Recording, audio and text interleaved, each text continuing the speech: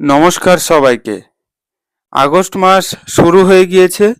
এই আগস্ট মাসে 15ই আগস্ট আমাদের স্বাধীনতা দিবস। এই স্বাধীনতা দিবসের আগের কয়েকটা দিন আসুন আমরা নেতাজি সুভাষচন্দ্রকে নিয়ে লেখা একটা বই আমরা অডিও বুক আকারে শুনি। বইটার নাম সুভাষ ফিরেছিলেন, এক সাংবাদিকের অন্তর্তদন্ত। কুণাল বোস ইনি একজন সাংবাদিক ছিলেন। ইনি এই বইটাকে অনেক গবেষণা করে অনেক সত্য উদ্ঘাটন করেছেন এই বইটার মাধ্যমে। আমরা আসুন এই সত্যগুলি সম্বন্ধে জানি এবং নেতাজি সুভাষচন্দ্রকে নিয়ে এই সব জিনিস আমরা শুনে নিজেদেরকে স্বাধীনতার জন্য নিজেদের তৈরি করি। সুভাষ প্রত্যেক ভারতবাসীর কাছে এই নামটা একটা আবেগ। ভারতবর্ষের স্বাধীনতা যবে থেকে এসেছে সেই স্বাধীনতার সঙ্গে জুড়ে রয়েছে সুভাষচন্দ্রের অন্তর্ধান রহস্য। এই অমীমাংসিত প্রশ্নের উত্তর মানুষের কাছে আজও অজ্ঞাত।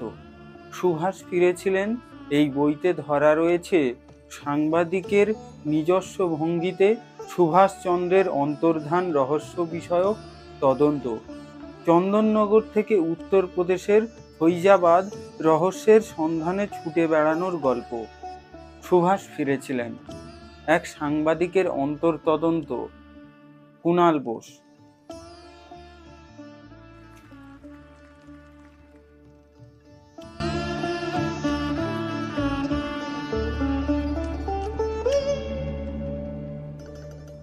লেখকের কৈফিয়ত। সুভাষচন্দ্র বসু থেকে নেতাজি সুভাষচন্দ্র বসু হয়ে ওঠার দীর্ঘ পথ পরিক্রমায় রয়েছে অনেক উত্থান পতন, অনেক ইতিহাস, না জানা কাহিনী, অচেনা কাহিনী। তারপর অন্ধকারে মিশে থাকা এক আবছায়া কুয়াশার তীরে অনেক কিছু হারিয়ে যাওয়ার গল্প। 1985 সালের ফৈজাবাদ গুপ্তার ঘাটে শেষ হয়েছিল যে অনন্য জীবনের, তার শুরু 1987 সালের 23শে জানুয়ারি উড়িষ্যার কটকে। এই দীর্ঘ পথ পরিক্রমার প্রতিটি চরণকে ধরে রাখবে, প্রতিটি ছবিকে নিখুঁতভাবে আঁকবে ভারতে এমন শিল্পী খুঁজে পাওয়া দুষ্কর। আমাদের মতো সাধারণ মানুষের সাধ্য কি তোমাকে চিনবে, তোমার প্রতিটি পদচিহ্নকে বোঝার ক্ষমতা হবে? তোমার জীবন যেন ছোট ছোট বিন্দু, যে বিন্দুগুলিকে একসঙ্গে এক সরল রেখায় আঁকা যায় না, যেন দুটি সমান্তরাল রেলের লাইন, একই সঙ্গে দীর্ঘ পথ অতিক্রম করে কিন্তু কোনো দিনও তারা মিলতে পারে না। সেই না মেলা লাইনের মতোই তোমার জীবনের বহু ঘটনা চলেছে। কত অবিশ্বাস, কত অন্ধকার, কুয়াশার তীর ভেদ করে যখন তোমাকে খুঁজে পেয়েছিলাম, তখন দেখেছিলাম তুমি অনন্য। তোমার কীর্তির থেকেও তুমি মহৎ। তুমি তো সেই মহামানব যিনি আসেন অনিশ্চয়তার সমস্ত কালো মেঘ ভেদ করে, যিনি আসেন জীবনে আশার আলো নিয়ে। কিন্তু সেই আশার আলো, আশার পথ সব সময় দুষ্কর, সব সময় বন্ধুর। তাই তো তোমাকে সাধারণ দৃষ্টিতে ধরতে পারা যায় না। তোমার মধ্যে ফুটে ওঠা আলো অন্ধকার সব কিছুই যেন মানুষের সাধারণ বুদ্ধির অনেক উপরে। সাধারণ বুদ্ধি, সাধারণ মেধায় তোমাকে চিনব কি করে? তবুও চেষ্টা করেছি বারবার, ছুটে ছুটে গিয়েছি শেষবারের মতো তোমার কি হয়েছিল তা জানার তাড়নায়। কিন্তু বুঝেছি তুমি এমন মহামানব যার নিজের চরণ রেখা মাপার ক্ষমতা তার নিজের ছাড়া আর কারো নেই, যাকে বোঝার ক্ষমতা তার নিজের ছাড়া আর কারো নেই। তুমি স্বয়ম্ভু, তুমি মহাকাল। সেই মহাকালের রথচক্রের চাকা ভারতের বুকের ওপর দিয়ে চলেছে অনন্ত তীর্থ যাত্রার পথে। সেই তীর্থের শেষ কোথায়? জীবনে একটা সময় বহুবার ভেবেছি কি হয়েছিল সুভাষচন্দ্রের, কোথায় গিয়েছিলেন তিনি। তারপর যা পেয়েছি সেই উপলব্ধি একান্ত নিজস্ব। হয়তো এই উপলব্ধি মানুষের তখনই হয় যখন সে বুঝতে পারে যাকে নিয়ে সে কাজ করছে তাকে বোঝার ক্ষমতা এই পৃথিবীতে কারও নেই। তবুও তাকে খোঁজার চেষ্টা মানুষের চিরন্তন এক আশার ছলনা। সেই আশার ছলনায় কত লেখক, কত বুদ্ধিজীবী, কত ঐতিহাসিক, কত গবেষক বারবার ছুটে ছুটে গিয়েছেন। পতঙ্গরা যেমন ছুটে যায় বন্যির দিকে, আমি অতি ক্ষুদ্রাতি ক্ষুদ্র এক সাংবাদিক, যার হৃদয়েও জায়গা করে নিয়েছিলেন সেই মহামানবের চরণ চিহ্ন। সেই চরণ চিহ্ন খুঁজতে বেরিয়েছিলাম। তারপর ফৈজাবাদে পেয়েছি সেই অনন্য জীবনের শেষ চিহ্নের সন্ধান। একান্ত সেই চিহ্নগুলিকে ধরে রাখলাম এই গ্রন্থতে। আমার এই গ্রন্থটি কোনো গবেষণা গ্রন্থ নয়, এটি একটি সাংবাদিকের গ্রাউন্ড জিরো রিপোর্ট, সুভাষচন্দ্রের অন্তর্ধান তদন্ত। শুধু ভারত নয়, সারা পৃথিবীর রাজনৈতিক ইতিহাসে এক অমলিন ইতিহাস, যাকে আজ পর্যন্ত মানুষ তার সাধারণ বুদ্ধি দিয়ে সমাধান করতে পারেনি। তবুও সেই অসমাধানকৃত ইতিহাসের দিকেই ছুটেছি। বহু মানুষের সাহায্য পেয়েছি, বহু কিছুর সন্ধান পেয়েছি। একসময় নিজের সংগঠন দেশনায়ক সুভাষ জাগরণ মঞ্চ তৈরি করেছি। তৈরি করার পর দেখেছি মানুষের মধ্যে বিদ্বেষ, ঘৃণা কত তীব্র হতে পারে। হতাশা এসেছে নিজের ভিতরের গ্লানি, কিন্তু সেই গ্লানি আর অন্ধকারতম সময়েও তুমিই সহায়ক হয়েছ। দেশনায়কের পদস্পর্শে মুছে গিয়েছে সব গ্লানির অন্ধকার, নতুন করে আশার আলো দেখেছি। তাই দেশনায়ক সুভাষ জাগরণ মঞ্চ ছেড়ে হেলায় বেরিয়ে এসেছি। যার কাছে তুমি আছো তার আবার সংগঠনের কি প্রয়োজন? একাই যাত্রা করেছি।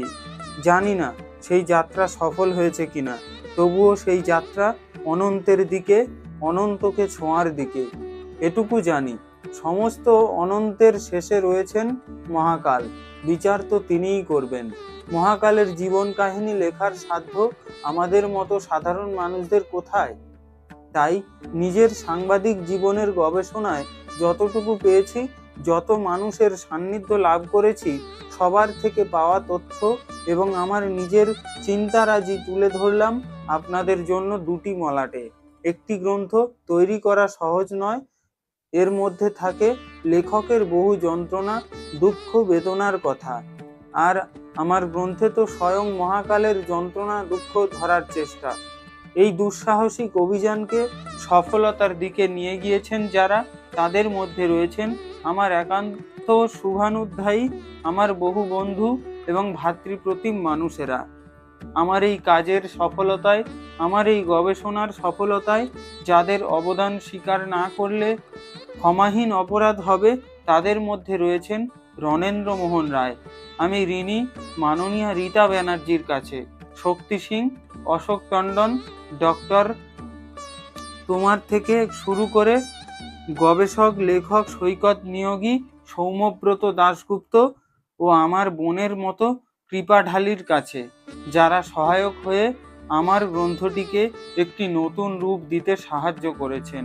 আমি বিশেষভাবে কৃতজ্ঞ জানাই নেতাজি সুভাষচন্দ্র বসুর নাতনি, শরৎচন্দ্র বসুর বড় পুত্র, অশোকনাথ বসুর কন্যা মাননীয়া জয়ন্তী রক্ষিত মহাশয়ার কাছে। তাঁর কাছ থেকেও অকুণ্ঠ সমর্থন ও সাহায্য পেয়েছি। সর্বশেষ শালিধান প্রকাশনের মাননীয় প্রকাশক পার্থদেব না থাকলে আমার এই প্রচেষ্টা সফলতার মুখ দেখত না। তারই একান্ত চেষ্টায় ও ইচ্ছায় আজকে আমার চ্যানেল আই.এম. বোস নেতাজি সুভাষচন্দ্র বসুকে নিয়ে যে গবেষণা করেছে, যে কাজ চালিয়েছে, সেটি দুটি মলাটে পাঠকদের কাছে তুলে ধরতে পারলাম। সেই প্রচেষ্টা কতদূর সফল হয়েছে তা বিচার করবে পাঠকরা।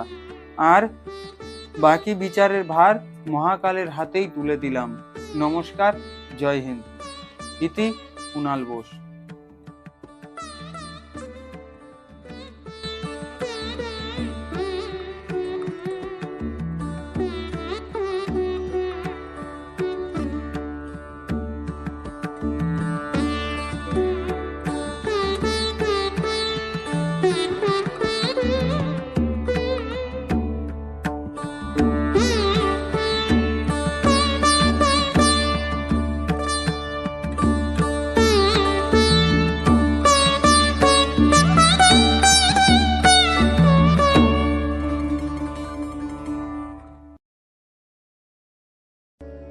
প্রথম অধ্যায়, সুভাষচন্দ্রের সন্ধানে।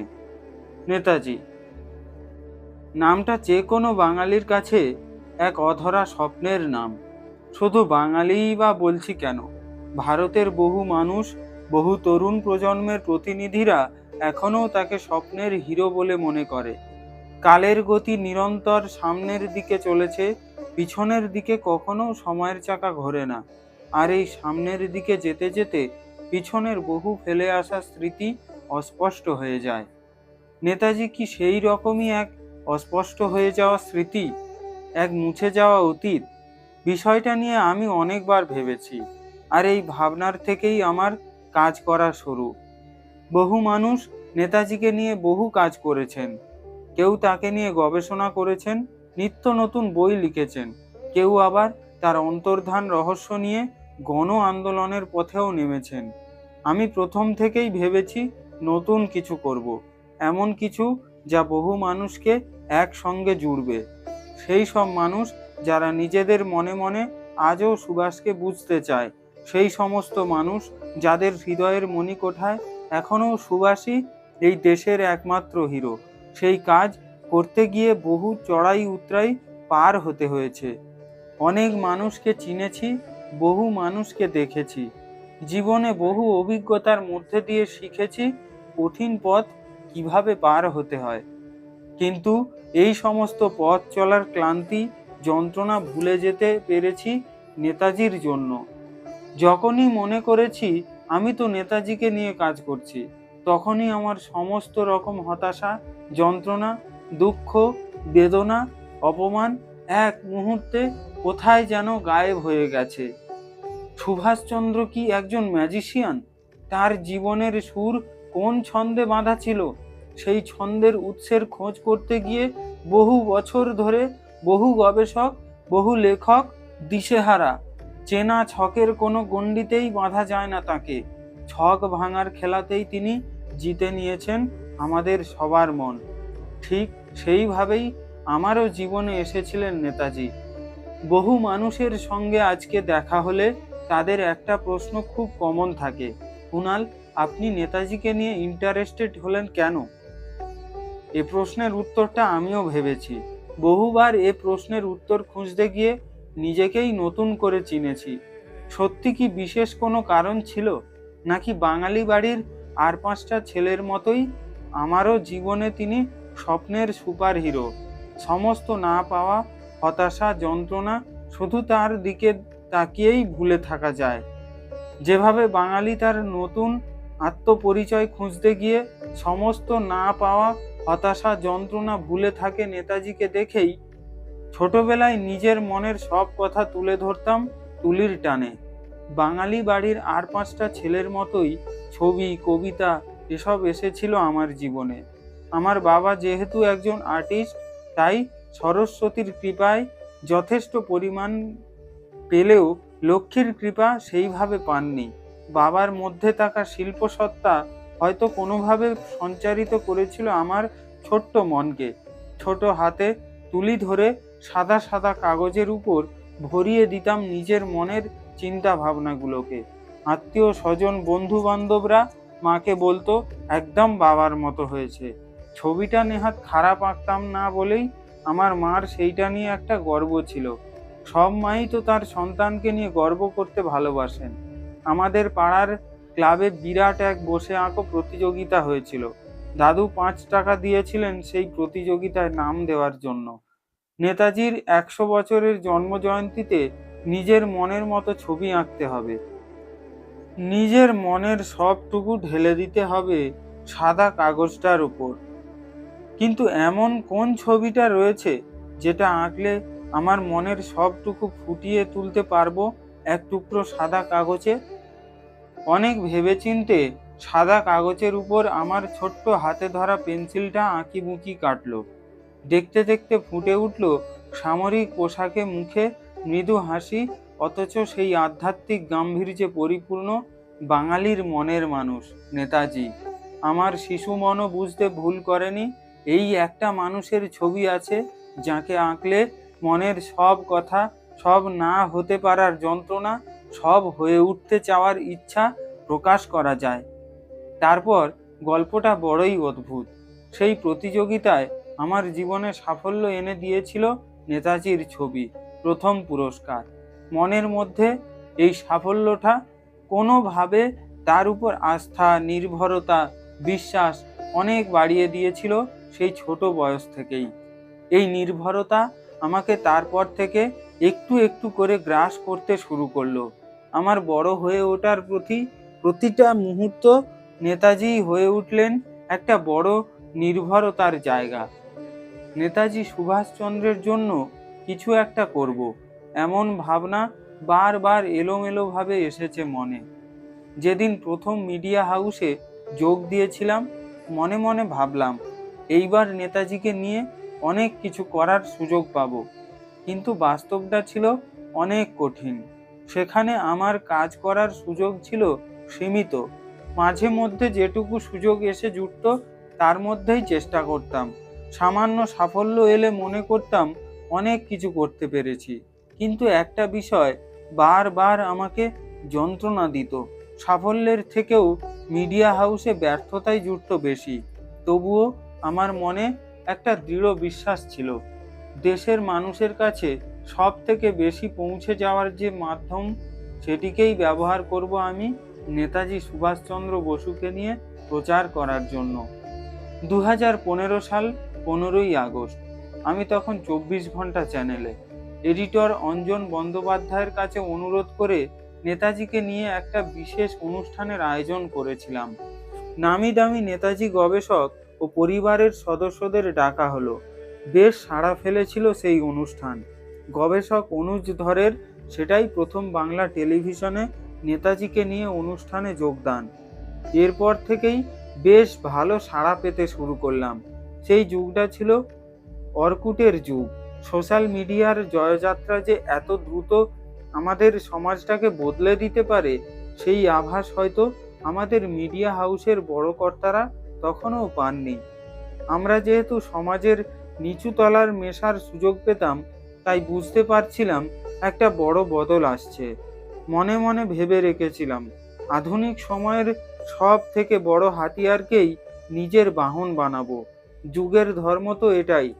সময়ের সঙ্গে না চলতে পারলে সময়ের স্রোত তোমাকে অনেক দূরে ছুঁড়ে ফেলে দেবে। সোশ্যাল মিডিয়ার প্রথম যুগে ফেসবুককেই হাতিয়ার বানিয়েছিলাম নেতাজির বিষয়ে কিছু একটা করার জন্য। আমাদের তখন বয়স কম, ভিতরে আবেগ অনেক বেশি। এই আবেগের তরণীতে ভর করে বিরাট ইতিহাসের মহাসমুদ্র পাড়ি দেওয়া যে সম্ভব নয়, সেটা উপলব্ধি করতে পারিনি।